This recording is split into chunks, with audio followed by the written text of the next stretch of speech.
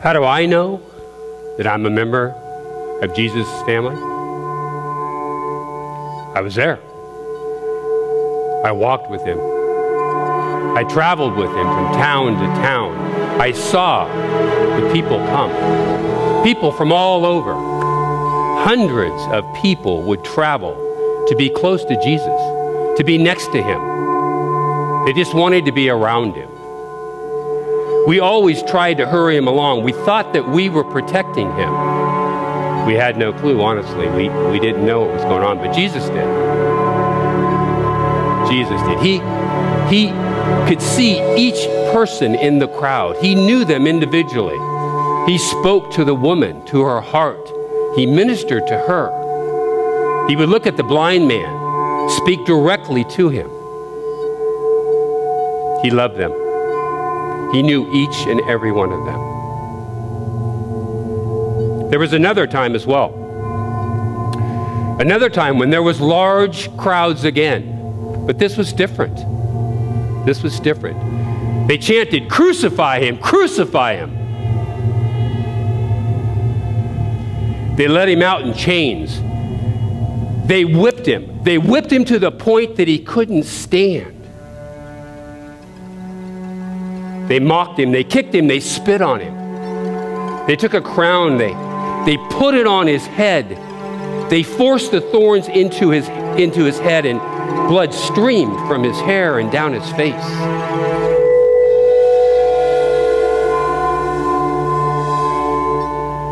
And then they led him through the town.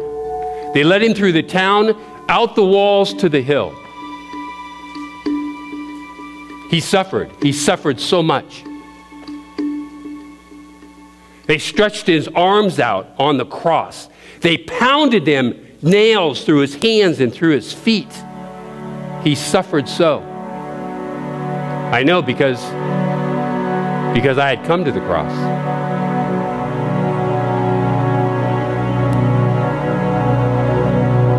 And even then, even through all of his suffering, he still loved.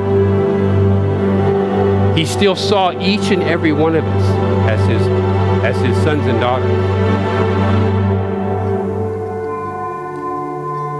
From there, he looked down at me. He saw me. He said, "John, take my mom." Mary heard those words. She buried her face in my chest. She sobbed bitterly. I just looked up at him and said, just nodded.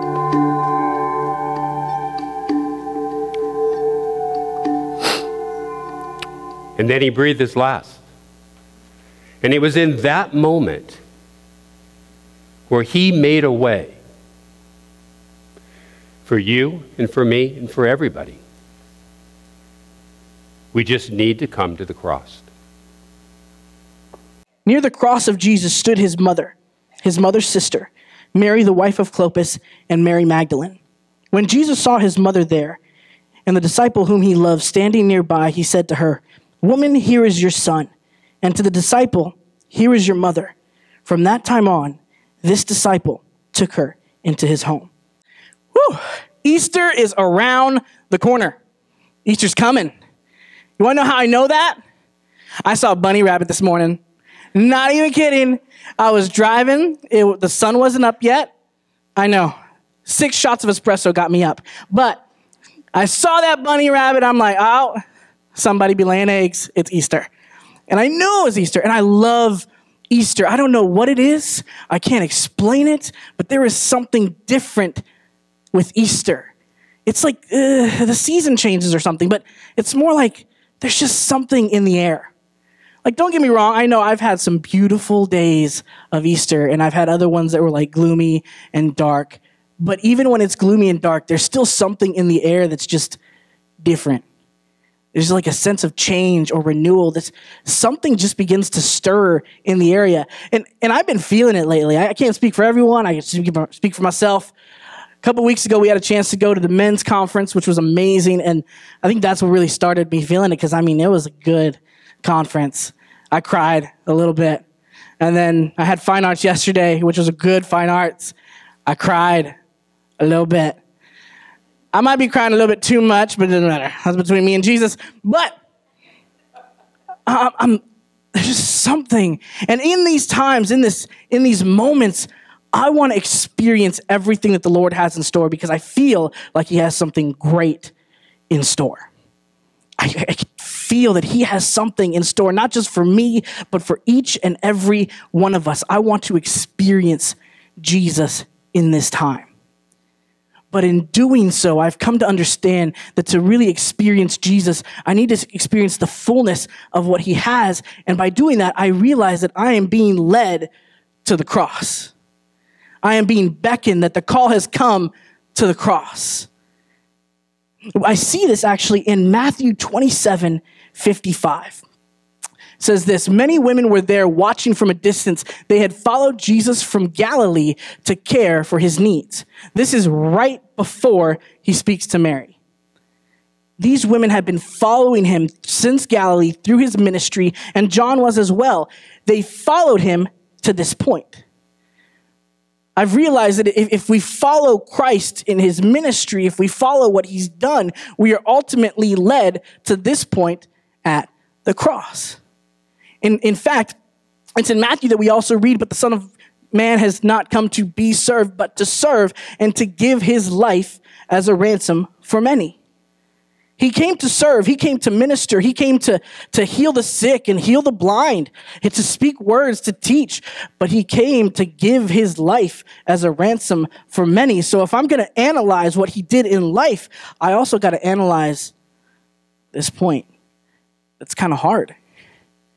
This moment that's hard. The cross. This moment that I'm being led to, I'm being called to. I'm being called to the cross. But why? Why am I being led to this moment? And I feel this conversation between Jesus, Mary, and John really begins to open my eyes to that. You see, in John 19:26, we see that the cross is a place of comfort. When Jesus saw his mother there and the disciples whom he loved standing nearby, he said to her, "Woman, here is your son." I don't want to know, and I cannot imagine what it's like to lose a child. I don't want to even think of it. I don't want to think of what my mother would go through if I was to be gone. But in this moment, Mary's not just going through that, but she's seen the loss as it takes place. She's seen her son beaten and bruised by people who inexplicably hate him. I don't want to imagine what that's like. The pain that one must feel. But in this moment, Christ looks at her and says, "Woman, here is your son." Almost like saying, "Woman, here is your source of comfort." Providing a source of comfort. I begin to realize that at the cross, I begin to find everything that I need for comfort, for healing. And it's not always easy, because I am pretty sure that when that happened, Mary wasn't like, "Oh, you're right, I'm good." No, it was still hard. It was still difficult. But in that moment, she was given everything that she needed. In our lives, as we come to the cross, we begin to understand that we are given tools of healing and comfort, but it's up to us to take those tools and allow them to change our lives. But we have to trust those tools, knowing that those tools have power and authority backing them up. You see, a little bit before this conversation takes place, I believe God's power and authority is shown. We see that the cross is also a place of strength. In Matthew 27:54, we read, "When the centurion and those with who were guarding Jesus saw the earthquake and all that had happened, they were terrified and exclaimed, 'Surely he was the Son of God.'" In that moment, at the cross, the earth proclaimed his glory, his strength, his power. How do I know I can trust the tools given to me at the cross? Because there is strength and power backing them up. Because it's not just a place of comfort. It's a place of strength. It's a place of change. You see, in Galatians 2:20, I read something really unique. I have been crucified with Christ, and I no longer live, but Christ lives in me. The life I now live in the body, I live by faith in the Son of God who loved me and gave himself for me. It's a place of change. Now, I mentioned earlier that we are given tools. The tools needed for healing, comfort, strength. I also mentioned that it's up to us to take those tools and do something with it. To do something we've been given this opportunity, but are we going to allow that cross? Are we going to allow this moment? Are we going to allow this opportunity to change us or not? You see, that's where the true power of the cross comes in, because it was not just Christ that was laid bare on that cross, but it was all my pain. It was all my hurts. It was all my shortcomings. It's all those things that I need to get past. It was all those points of bondage. It was everything that I needed to lay down at his feet. Everything that I ever have was laid upon that cross. I have been crucified with Christ, and I no longer live, but Christ lives in me. That everything that held me back, that everything that held me down, if I place it at the cross, if I answer the call, if I go that direction and place it there, it will be crucified. It will no longer live, but Christ will live in me. And the life I now live in the body, I live by faith in the Son of God who loved me and gave himself for me. Whew. God is good. But you see, there's something a little bit more to this. See, if you notice, it says, the life I now live in the body, I live by faith in the Son of Man who gave himself for me. That means my life is changed. Change comes with a little bit of responsibility. Sometimes we kind of stop short right there. We're like, awesome, God changed me. Good, set, done. No, because that's not the end of the conversation. Because you see, when he was talking to Mary, he didn't just say, woman, here is your son, and ended it right there. In fact, there's the other verse. In verse 27, we see that we are called to do our part, because it says, and to the disciple, here is your mother. From that time on, this disciple took her into his home. He actually responded to the call. He actually responded with action. He actually did something. We are called to come to the cross. We are called to change. We are called to be instruments of that change. It wasn't just, woman, here is your healing, it is done. As woman, there is your son, there is the tool. John, here is your responsibility. Are we going to answer the call of our responsibility at the cross? That's a hard one. But it's something that we understand is needed. There was something mentioned at the men's conference that really stuck with me. And I'm going to butcher it, and I apologize in advance. I'm going to butcher the quote. So I'm just going to paraphrase it.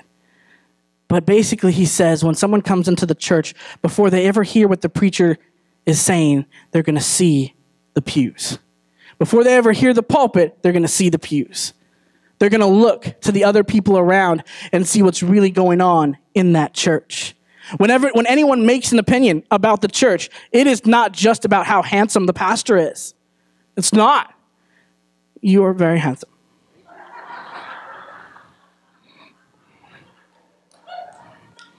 That's on camera and I can't cut it out, so. Raise. Anyway, but it's not just, it's Well, I met someone and they were really nice. I met someone and they touched my heart. I'm going to tell you right now, I love this church. I really do. I love Pastor. He is a interesting individual. Praise God. But the reason I love this church is not just that. It's not just the building, that it's this building. Oh, thank God for this building. I love the architecture, and I love the fact that when you're doing a 5-minute job, it takes about an hour and a half. But the reason I love this church is some of the people who have really touched my heart. Because when I need a little moment with the cross, it's like God just opens up this opportunity and he's like, hey, this person just wants to say they love you. This person just wants to say hi. This person's just super nice. Like, one of my first memories of this place is Tom shuffling around and just showing the brightest smile, most love I've ever seen, and feeling welcomed. Every time I come in and Ann gives me a hug, I'm not used to getting hugged like that all the time, but she does. It touches my heart.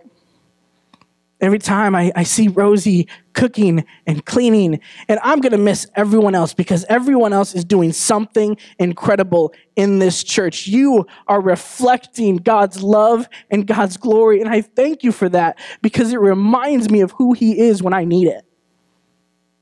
That when you come out of your way to shake my hand, thank you. Because you're reflecting God in my life. Sometimes I need it. And sometimes other people need it too. We are called to do our part. We are called to lead people to the cross. In fact, we see this in Galatians chapter 5, 13 to 14. You are my brothers and sisters. We're called to be free. But do not use your freedom to indulge the flesh. Rather, serve one another humbly in love. For the entire law is fulfilled in keeping this one command: love your neighbor as yourself. At the cross, we find freedom from our pain, our suffering. We find freedom from our bondage.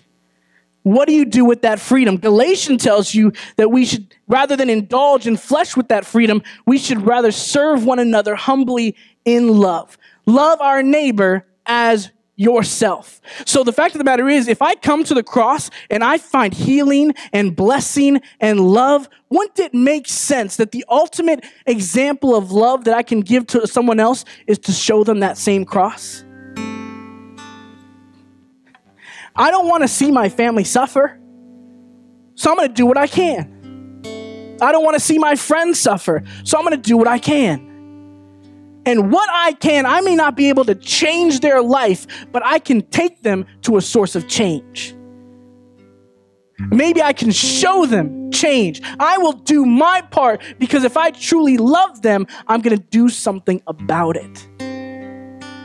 I tell the youth sometimes, and I hope I tell it more often, is that the cross is a very vertical thing between me and God, but it is also very horizontal between me and others. I am called to love the Lord with all my heart, mind, and soul, but I'm also called to love my neighbor as myself. It's kind of funny. This gives us it's almost like Jeopardy where we're given the answer, but it brings up some questions. I've watched Jeopardy like 3 times. It's a little too smart for me, but I've seen it. Where they give you the answer and then you have to get the question. I find some answers here. The first one that I find is that I'm led to the cross. I am called to come to the cross. The second answer that I find is that cross is a point of change. It is a point where I can find healing. And the third answer that I'm given is that in that I am called to also be an instrument of change. But then there's our questions. The question is, you're called to the cross. Are you going to come to the cross? Yeah, the answer is yeah, the cross is a point of change.